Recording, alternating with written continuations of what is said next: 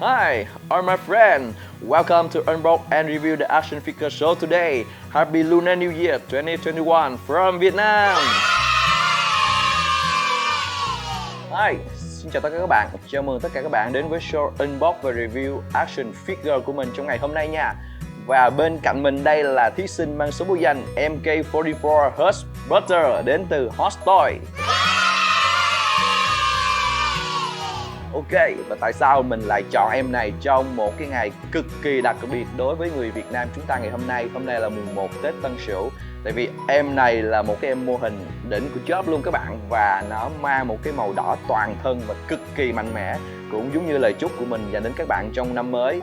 Mình mong muốn một năm mới các bạn có thật là nhiều sức khỏe và nhiều may mắn, giống như cái em mô hình này, Hush Butter MK44 đến từ Hot Toy.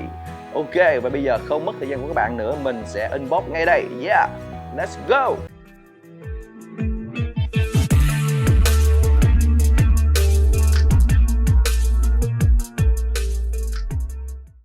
Ok, thì trước khi mình unbox cái hộp này ra thì mình sẽ nói sơ một chút xíu về cái hộp.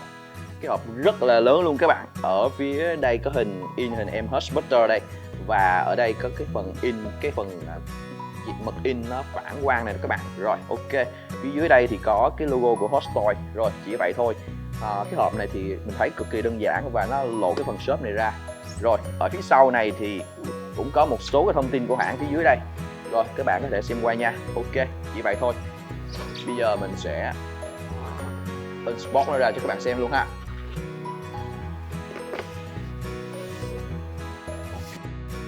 Đó là khó khăn. Ok, bây giờ mình sẽ tiếp tục unbox hai cái hộp xốp này ra cho các bạn coi ha. Thì ở đây mình thấy có hai cái hộp xốp như thế này ha. Rồi, in các cái chữ nổi Hush Butter Iron Man. Rồi, bên đây là cái cục của Sledgehammer đó các bạn. Mình sẽ lần lượt box từng cái ha.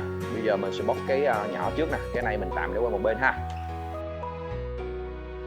Hush Butter Deluxe Version. Rồi, mình sẽ mở ra ngay luôn.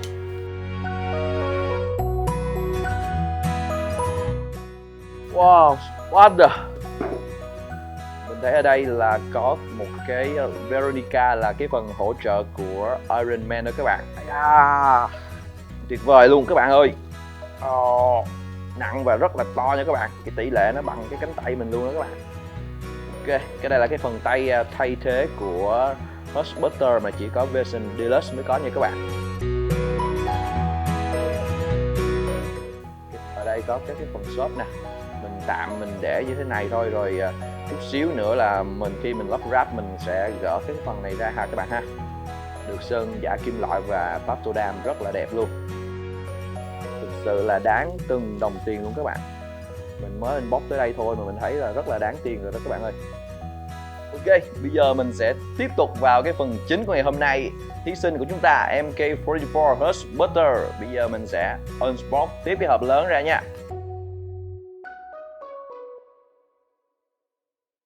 Wow. Ở đây là mình thấy có một cái cuốn sổ. Có hai cái miếng băng cao su đây. Cái này có thể là chắc để làm gì ta mình cũng không biết nữa.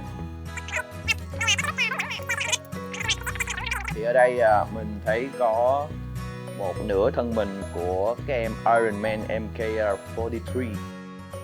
Wow, rất là đẹp luôn. Cái này cũng là tỷ lệ 1/6 nha các bạn. Ở đây thì mình thấy có một số cái chi tiết. Cái chi tiết này là để thay vào khi mà lắp em Iron Man vào em Hush Butter đó các bạn. Wow, cực kỳ chi tiết nha các bạn. Sơn giả kim loại rất là đẹp và chân thật. Ở đây là các cái mảnh phụ kiện còn lại đó các bạn. Rồi, đây là cái phần giáp ngực phía trước của em Iron Man nè. Và mình thấy ở đây có hai cái phần này. Hai cái phần này là theo mình biết thì cái này là gắn vào cái tay đó, cái tay của em Hush đó. Các bạn xem nha. Cũng được sơn giả kim loại và hiệu ứng Baptodam này các bạn.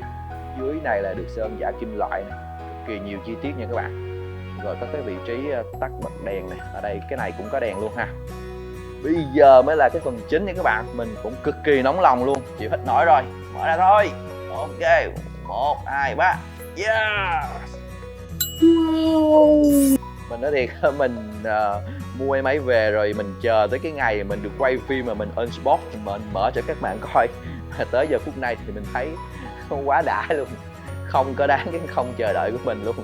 Ok, ở đây thì mình thấy có một cái bộ phụ kiện, nó có một cái vít nè, và tất cả các cái pin này sẽ lắp được toàn bộ tất cả các phụ kiện vào trên em Hotspot này các bạn.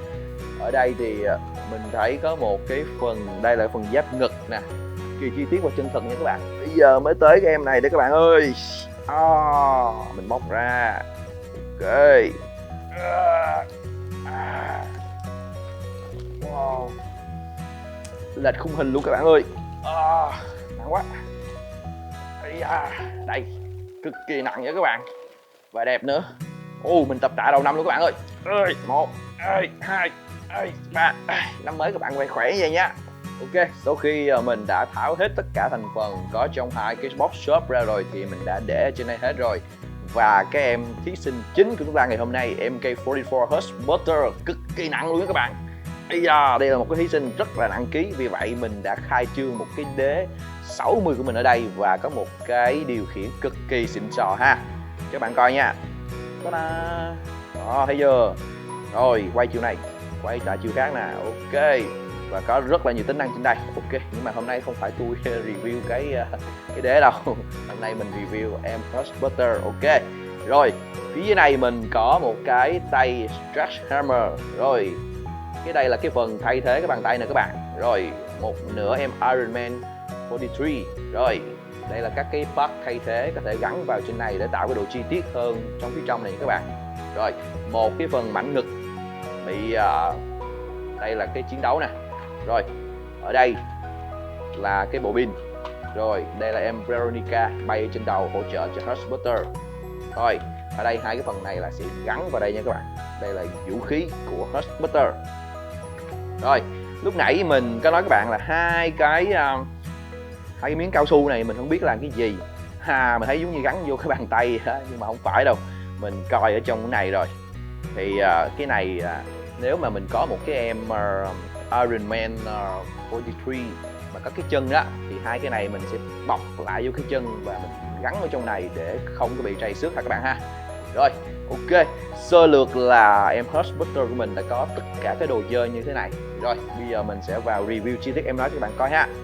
Và hôm nay mình sẽ cho các bạn xem những cái điều mà các bạn chưa từng biết về em MK44 này. Ok, thì bây giờ mình sẽ vào cái phần đánh giá tổng quan em ấy ha. Ở đây mình sẽ cho cái mô hình xoay một vòng ha.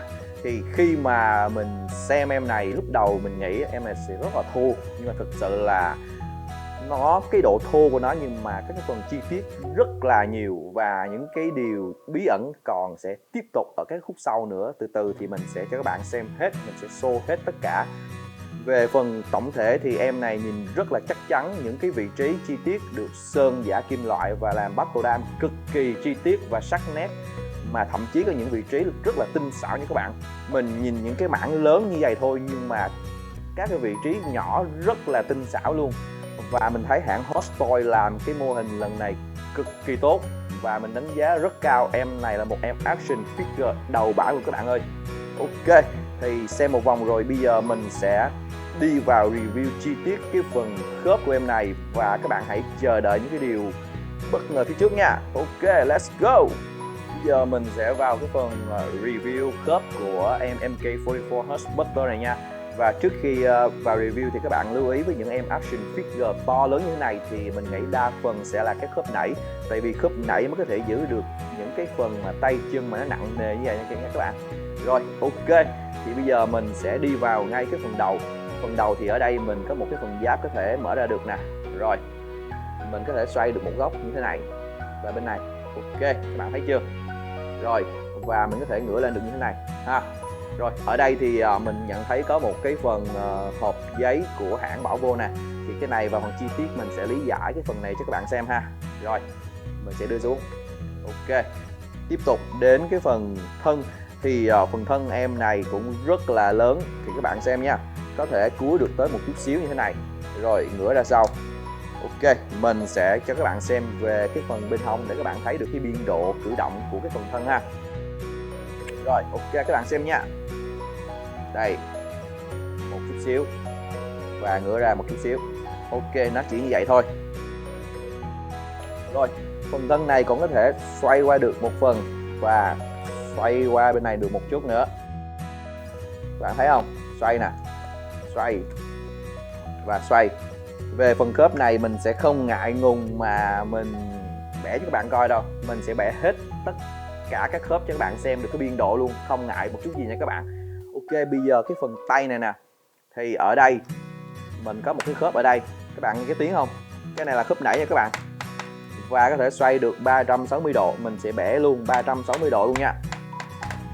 Đó, các bạn xem thấy không? Cái tiếng nãy rất là đã luôn nha các bạn. Cái tiếng nãy nghe kịch kịch kịch kịch mà tạo được cái sự mạnh mẽ nữa. Tuy là cái tiếng nãy thôi nhưng mà nghe cái tiếng nó cũng rất là phê ha. Đó, các bạn thấy không? Đó, rồi. Đó là về biên độ xoay nha. Nguyên cả cánh tay có thể xoay được 360 độ. Và biên độ đẩy lên nè. Mình sẽ đẩy lên nè. Đó. Ok. Rồi, lên được tới này nha các bạn. Không lên thêm được nữa nha. Rồi, đưa xuống nè. Cũng là khớp nãy luôn nha các bạn. Cực kỳ chắc chắn luôn. Rồi, ở phần cánh tay này thì mình sẽ có một cái khớp như thế này. Mà mình nghĩ không phải là một nữa mà là hai khớp. Các bạn xem nhé, ở vị trí trên này sẽ có một cái khớp bật xuống nè, bật xuống nè và bật xuống một cái nữa. Có nghĩa là cái phần tay này đưa lên 1, 2, 3 rồi mình sẽ lên được một lần nữa. Kịch. Đó, các bạn thấy không? Để tạo cái sự đa dạng cho khớp này. Tuy nhiên cái tay này cũng chỉ có thể đưa lên được như thế này thôi và không đưa lên hơn được nữa, tại vì cái phần này nó quá là lớn đi các bạn. Những cái mảnh này có thể va chạm vào nhau nên không thể nào đưa lên hết được nữa. Những cái phần này là các bạn sẽ thấy nó rất là lớn ha. Mình đưa lên nữa là không có được tại vì nó quá lớn đi. Rồi, ok. Ở đây mình sẽ có một cái khớp chỗ này xoay được 360 độ. Mình xoay các bạn xem nha. Đó, xoay luôn. Ok. Rồi, mình xoay lại nha. Đó, mà mình thấy nó cực kỳ cứng luôn các bạn. Chơi cái con mô hình này thì mình nghĩ là phải dùng lực cực kỳ nhiều. Trước khi mà mình chơi con này mình đã phải đi tập tạ 2 tháng. Ok, thì bây giờ mình sẽ vào cái phần cổ tay nè. Cổ tay có thể xoay được 360 độ nha các bạn. Đó, quá hay ha. Rồi, và phần này có thể, đây, các bạn thấy khớp nãy không? Các bạn nghe tiếng nha. Đó, lọc lại thế này và ngửa lên như thế này. Ok, đối với mình một con mô hình to như thế này mà cử động như thế này là khá là tốt rồi các bạn. Rồi, và tất cả các ngón tay này đều có khớp nha các bạn. Đó, mình cực kỳ thích những cái mô hình mà cái ngón tay nó có cái chi tiết khớp này nè, tại vì nó quá là chân thật đi, mình rất là thích luôn. Tất cả ngón tay đều có khớp. Rồi, về cái phần tay bên phải thì là như vậy ha. Cái phần tay bên trái cũng khớp y chang như vậy. Tuy nhiên cái phần tay bên trái nên mình có thể hắt ra được và thay vào cái phần tay búa jackhammer nha các bạn. Đây, thì khi vào phần chi tiết mình sẽ thay cái phần tay jackhammer vào cho các bạn xem ha. Rồi, ok. Cơ bản là phần trên là như vậy. Bây giờ xuống đến phần dưới. Phần dưới này là một phần cực kỳ đặc biệt mà mình nghĩ các bạn sẽ chưa được thấy ở những cái video khác ha. Rồi, trước khi mà mình cho các bạn xem cái khớp của phần này á, các bạn lưu ý nha, ở đây có hai cái vị trí giáp, mình phải mở lên trước. Đó, rồi đẩy lên nè. Đó, rồi cả hai bên luôn nha. Tại vì nếu mình không đẩy lên như thế này thì khi mà mình di chuyển cái phần chân á thì nó sẽ cạ vào và có thể gây trầy xước và thậm chí là gãy luôn nha các bạn. Bây giờ mình sẽ ôm em ấy lên, ôm ấp vào lòng và cho các bạn xem cái phần khớp của em ấy. Haha. Rồi, các bạn xem nha. Đó, thấy chưa? Đưa trước nè và đưa ra sau nha. Đó, thấy không? Các bạn thấy không? Cái biên độ này thì mình nghĩ tầm khoảng 30 độ thôi. 30 độ thôi. Nhưng mà đó, nó rất là chắc chắn luôn. Khớp nãy toàn bộ cực kỳ chắc chắn nha. Đó, mình sẽ bẻ cho các bạn xem nè.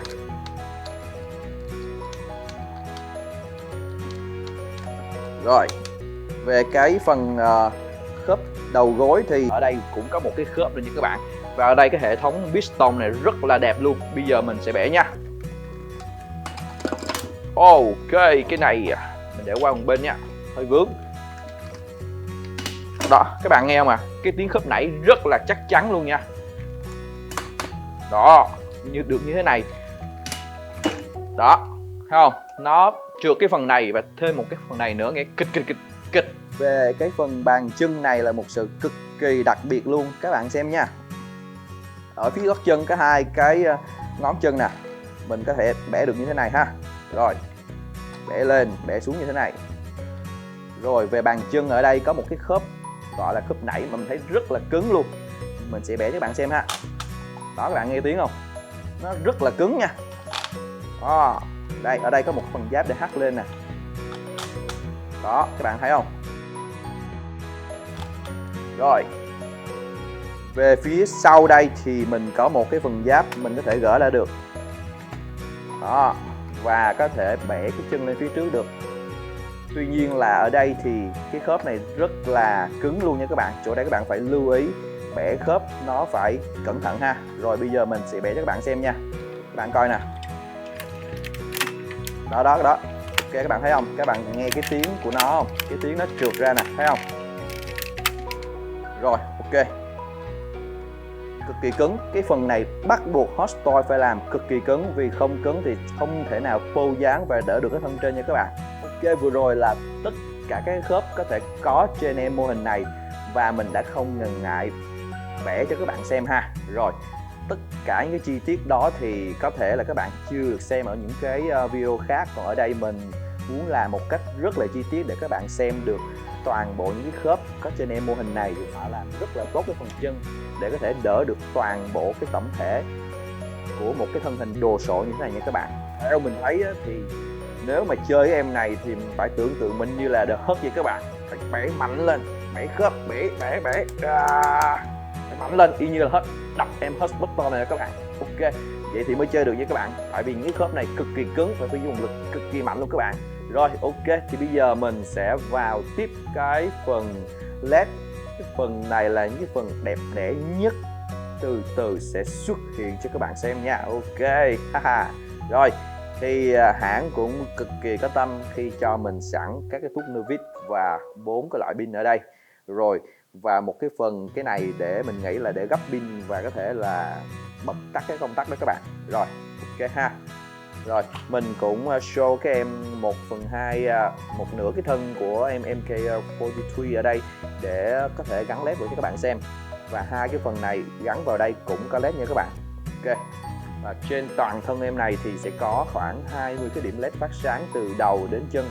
Thì bây giờ mình sẽ đi từng cái led cho các bạn coi nha. Rồi, đầu tiên là cái phần đầu này ha. Rồi, phần đầu này thì mình có thể mở ra như thế này. Đó, các bạn coi nha. Rồi, ở trên đây thì có một cái vị trí mình mở ra nè. Rồi, mình sẽ dùng cái vít mình mở ra.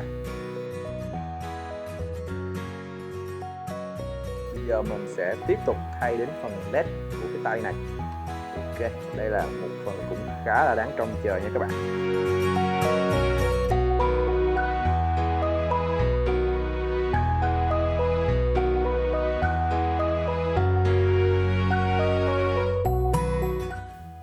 Ta-da! Oh.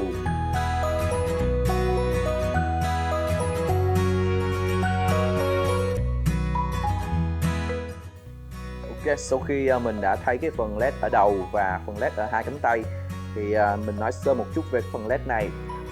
Về phần led này thì mình thấy Hot Toy làm rất là tốt nha các bạn. Ở chỗ này cái phần ánh sáng nó phát ra tỏa đều và mình cảm giác giống như là có một cái lõi năng lượng nó đang phát ra cái năng lượng và nó làm cho cái phần led này nhìn nó khá là hay. Thì bây giờ tiếp tục mình sẽ lắp tiếp cái phần led ở sau lưng. Cái phần này là cực kỳ đẹp luôn các bạn xem nha. Thì mình đã lắp xong cái phần led ở phía sau này rồi thì các bạn nhìn nha, nó có 4 cái điểm phát sáng và hai cái điểm bên này là 6 điểm và còn một cái điểm phát sáng ở phía trước nữa cho các bạn xem nha. Phía trước ngực cũng phát sáng, đó là cái cục hồ quang đó các bạn.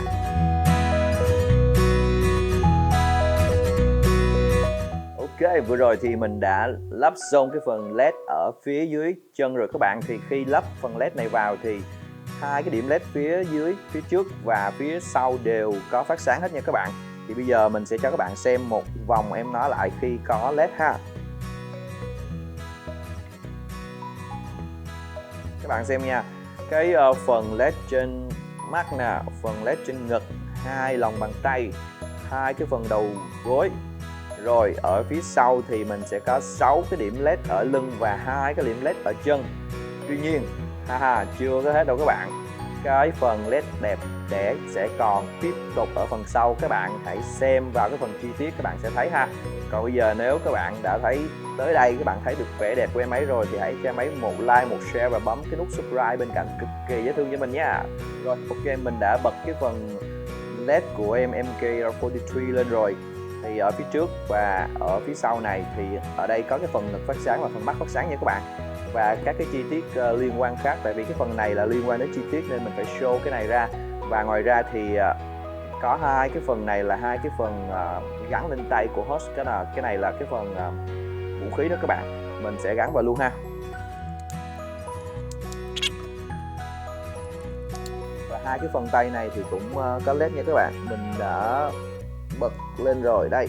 Ok, rồi thì bây giờ mình sẽ đi vào chi tiết từ đầu tới chân tất cả các thành phần có trong em này ha. Bây giờ bắt đầu nha. Đầu tiên phía trên này là có một cái phần mình có thể mở giáp ra được nè. Rồi cái phần đầu này á thì mình có thể như thế này ha, các bạn xem nè, có thể mở ra được như thế này. Ok, cái này nhìn, các bạn nhìn góc này là thần thái giống như là Venom vậy các bạn. Cái miệng há ra rất là ghê luôn các bạn ha. Rồi ok, đây như thế này đây. Rồi cái chi tiết này thì nó được phối hợp giữa cái màu đỏ và cái màu bạc kim loại đi với cái màu vàng thì và được sơn Battle Dam, mình nhìn nó rất là chân thực. Khi mà mình coi ở trên clip và hình chụp á, thì mình thấy cái độ bóng bẩy của nó. Tuy nhiên ở ngoài thì mình thấy cái chất liệu sơn nó rất là hay nha các bạn. Nhìn nó như là một cái cỗ máy chiến đấu thực sự, nó không phải là cái đồ chơi nữa. Đó, rồi ok, phần này mình sẽ dỡ lên nha. Rồi, nói một chút xíu về cái phần đầu này thì cái phần đầu này á, mình có thể gỡ ra hẳn luôn các bạn. Đầu tiên mình sẽ gỡ 2 cái phần giáp trên này ra ha. Rồi sau đó mình có thể gỡ hẳn ra luôn. Rồi, đây các bạn xem nha. Rồi, cái này mình gỡ hẳn ra thì cái chỗ này á, là để mình sẽ gắn cái MK43 vào toàn thân đó các bạn. Ở đây có vị trí ví dụ mình có thể gắn vào để thấy cái em Iron Man bay lên trên đó. Thì mình phải gỡ cái đầu ra thì mình mới gắn toàn cái thân vô được nha các bạn. Đây. Tuy nhiên là mình không có một em Mask 43 ở đây nên mình đã lắp lại cái phần đầu vào đây rồi nha các bạn. Bây giờ mình sẽ mở tiếp cái phần này ra cho các bạn xem nha. Các bạn xem nha. Wow, cái này có thể hắt lên được như thế này nha các bạn. Các bạn thấy không? Rồi ở đây cũng có 2 cái mảnh này, mình sẽ mở ra nha. Đó các bạn coi nè, nó trượt như thế này nè. Mở ra, mình thấy hãng Hot Toys làm cái này rất là hay nha các bạn. Tại vì những cái vị trí nào mà để các bạn thắt giáp ra thì người ta làm rất là nhẹ nhàng và sử dụng nam châm thôi. Tuy nhiên những cái phần nào mà phần khớp liên quan đến cái bâu dáng hay là tạo dáng thì họ làm lại rất là chắc chắn. Thành thử cái đây là mình đánh giá rất là cao. Mình đụng cái này thấy nó rất là nhẹ nhàng, dễ chơi lắm các bạn. Thì ở bên trong này mình thấy cũng có một cái hộp giấy là hãng đã để vào để giữ cái dáng khi mà mình chưa bỏ một nửa thân em MK43 vào. Thì bây giờ mình sẽ lấy ra nha. Ở đây mình có một cái em MK43 mình đã lắp pin và bật pin sáng rồi các bạn. Ở phía sau và trên đầu nè. Rồi mình sẽ lắp vào nha.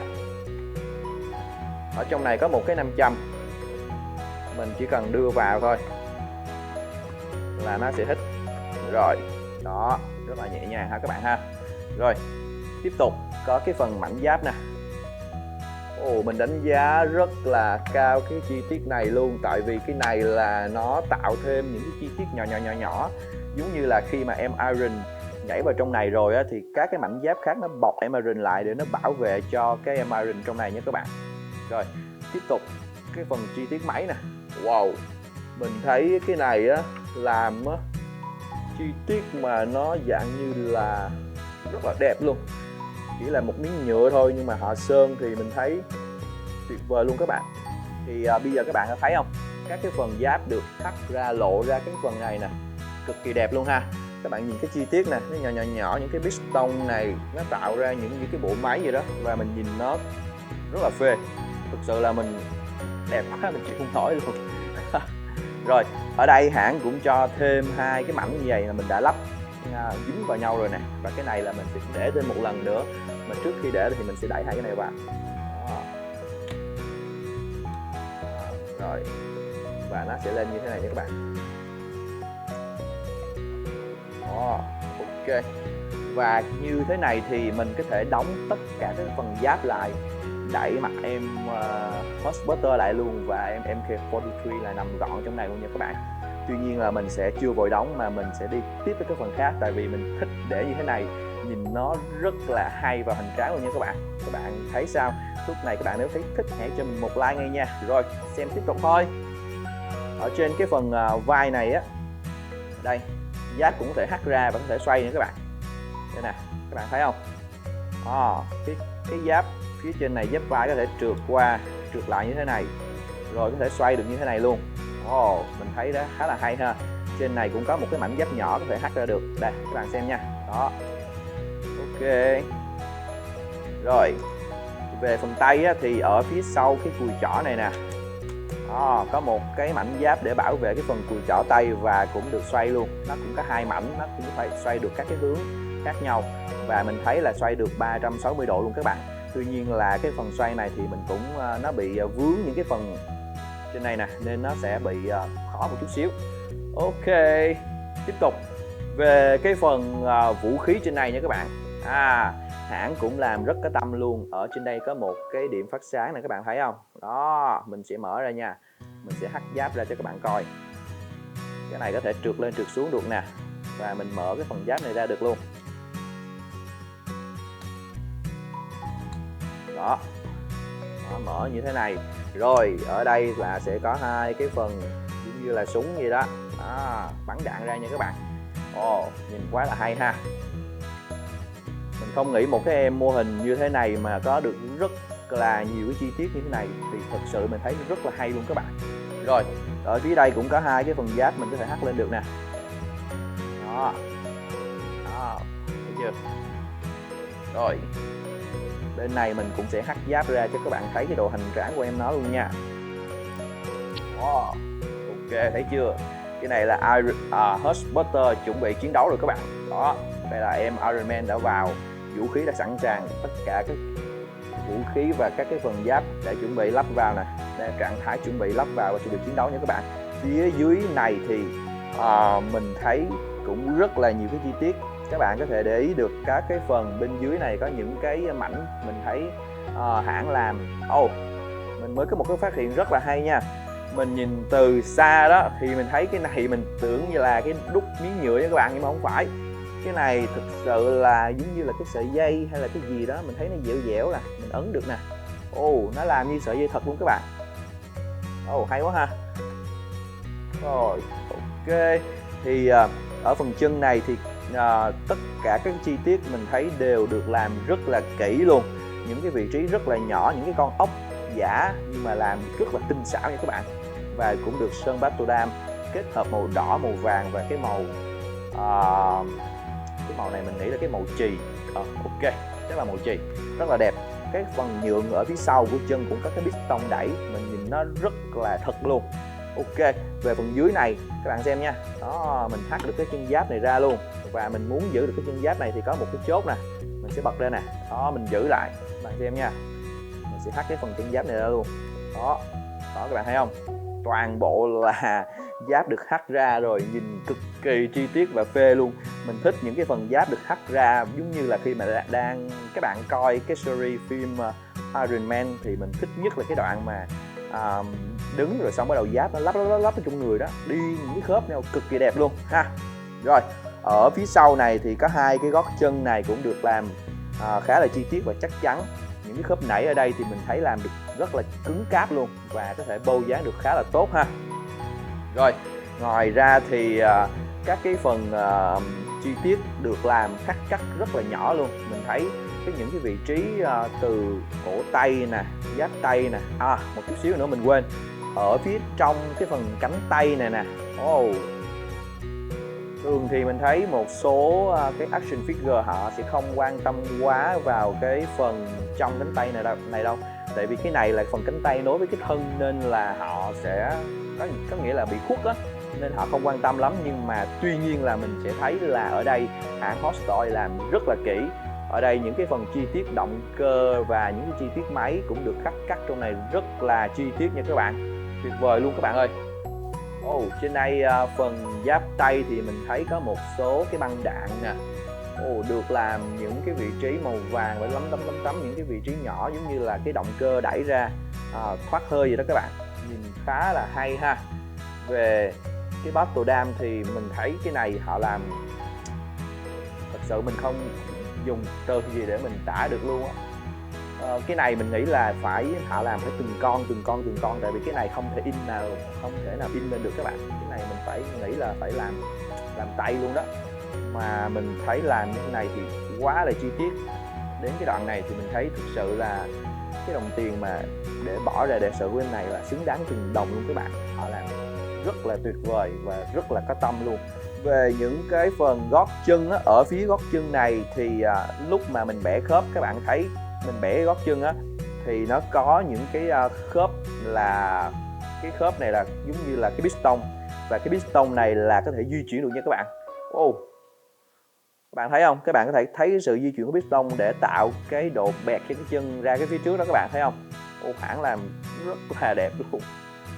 Không có gì để phải chê cái mô hình này cả. Và những cái điểm mình nói thì nó chưa được, cái đó là chỉ là mong muốn thôi, chứ hiện tại thì về cái mô hình này thì mình thấy hãng làm tuyệt vời rồi, bám sát phim và rất là có tâm luôn các bạn.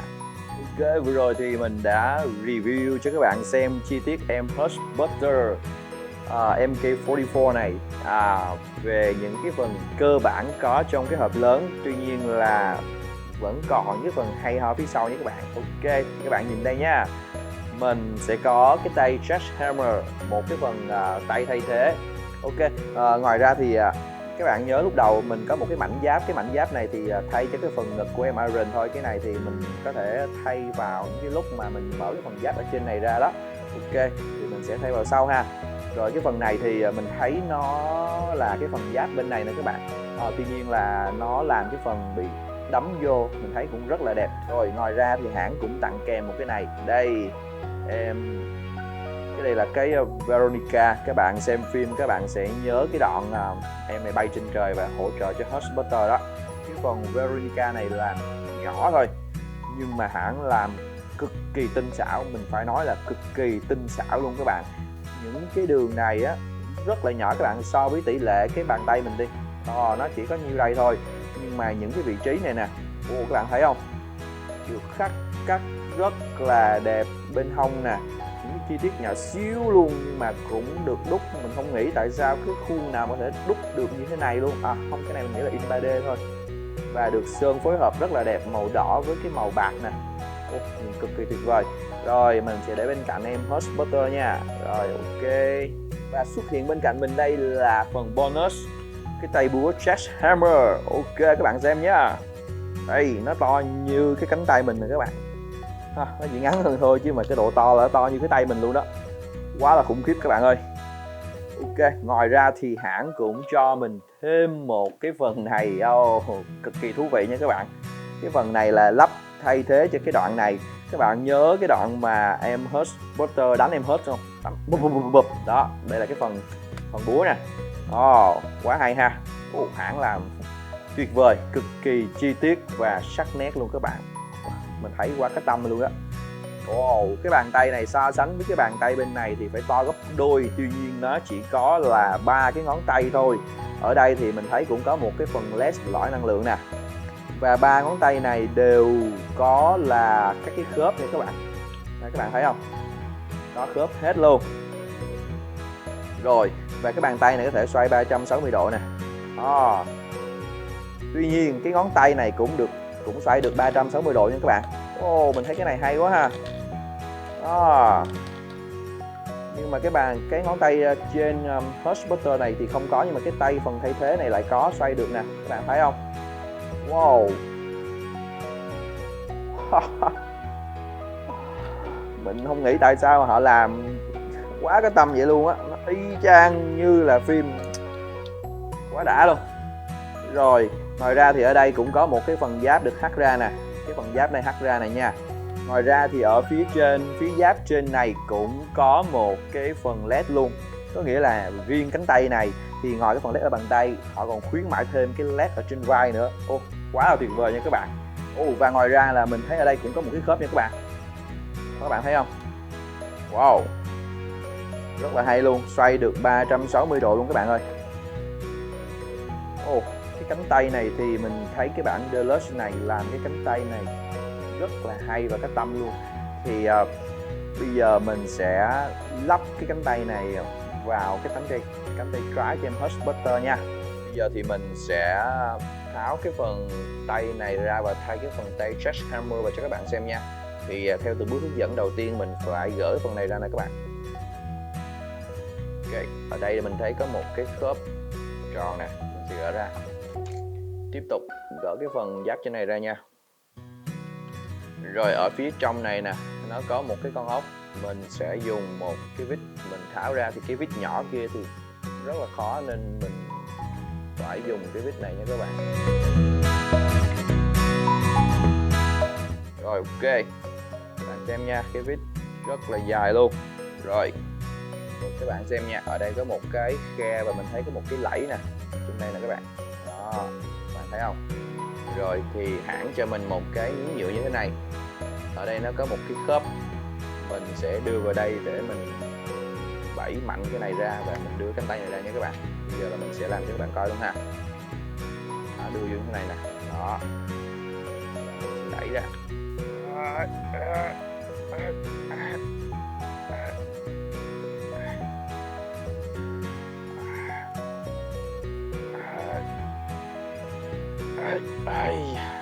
Rồi ra rồi các bạn, cứng lắm luôn các bạn ơi. Rồi sau khi mình đã tháo cái phần tay bên trái ra rồi thì mình thấy rất là khó khăn để tháo luôn nha các bạn. Cái phần này tháo được là cả là một kỳ tích đối với mình á, quá cứng luôn. Thì bây giờ trên tay mình đang còn là cái tay Sledgehammer, một cái phần bonus cực kỳ đáng tiền của Hot Toys. Thì bây giờ mình sẽ thay cái tay này vào ha các bạn ha.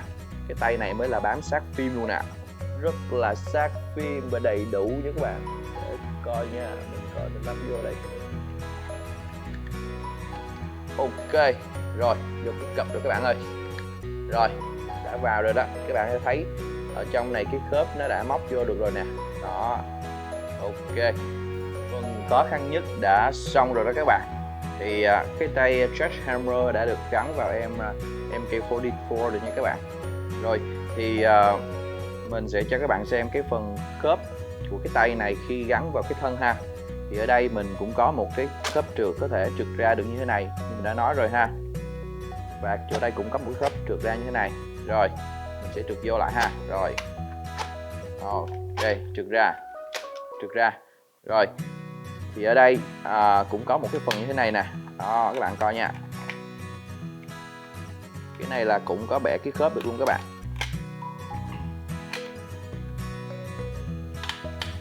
Nó như thế này. Đó, các bạn thấy không? Cái phần cánh tay này mình cũng bẻ khớp được luôn. Đó, cái khớp nãy rất là chắc chắn luôn, nghe cái tiếng cực kỳ đã nha. Đó, rồi nó là như vậy ha các bạn. Mình sẽ bẻ lên nè. Đó, cái khớp tay ở phía trên này là nó bẻ được tới đây như thế này. Rồi mình sẽ bẻ xuống được như thế này. Đó, rồi ha. Rồi về cái khớp trong này á thì cũng có thể xoay 360 độ như cái tay bên phải nha các bạn. Mình sẽ cho các bạn coi luôn. Rồi các bạn coi nha. Đó. Ok, mình bẻ em này y như là hết xanh đánh luôn đó. Bẻ nát khớp luôn các bạn ơi. Nhưng mà rất là đã. Mình muốn bẻ cho các bạn coi được cái biên độ của em này ha. Đó, các bạn nghe không? Tất cả là khớp nảy và tiếng rất là đã luôn, cực kỳ chắc chắn nha. Ok. Và cái phần này cũng chưa hết các bạn, nán lại một chút xíu giùm mình. Còn cái phần hay ho tiếp theo cho em này nữa nha các bạn. Rồi, ở đây có cái khớp mình xoay được luôn. Đó, xoay 360 độ luôn nha các bạn. Đó. Ok, cẩn thận chút xíu. Rồi, Thì bây giờ mình sẽ thay cái phần tay búa vào cái phần tay này. Ở đây thì theo hướng dẫn mình thấy có một cái miếng ở đây nha, mình gỡ được nè. Ok, đó. Thì ở đây có hai cái con ốc, mình sẽ tháo ốc ra.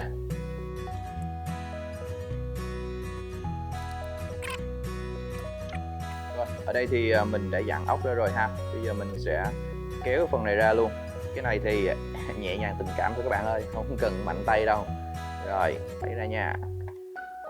Cái này là mình thấy nguyên một cái khớp được đúc bằng kim loại luôn. Mình cầm rất là chắc tay, mà mình thấy cầm màu lạnh luôn nha các bạn. Lạnh nghĩa là cái này là kim loại luôn các bạn ơi.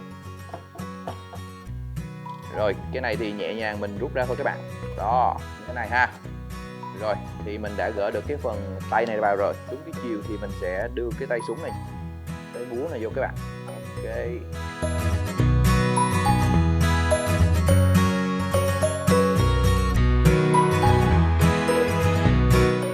Rồi, xong.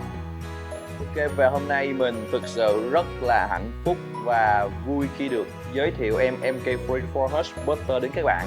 Cái thứ nhất là mình được tận tay chạm vào cái em này sau bao nhiêu ngày tháng mình chỉ nhìn ở trên mạng và hình ảnh thôi. Cái thứ hai là mình được giới thiệu em ấy đến các bạn, và một cái màu đỏ như thế này thì mình rất là mong muốn em ấy mang đến cho các bạn một cái sự may mắn cả năm luôn các bạn. Đó, tại vì hôm nay là ngày đầu năm mà mình xem một cái mô hình màu đỏ mà lớn như thế này thì mình nghĩ đó là cái phần may mắn mình muốn mang đến cho các bạn thôi. Ok, đến đây thì video cũng đã khá là dài rồi, thì chắc là mình phải tạm thời tạm biệt các bạn. Nếu các bạn thấy thích thì hãy like, share, subscribe giúp mình nhé. Và đừng quên cái số ngày mai là ngày mùng 2, cũng là một số cực kỳ đặc biệt nha các bạn. Và bây giờ mình mời các bạn hãy xem vẻ đẹp của máy một vòng nữa nha. Ok, bye bye.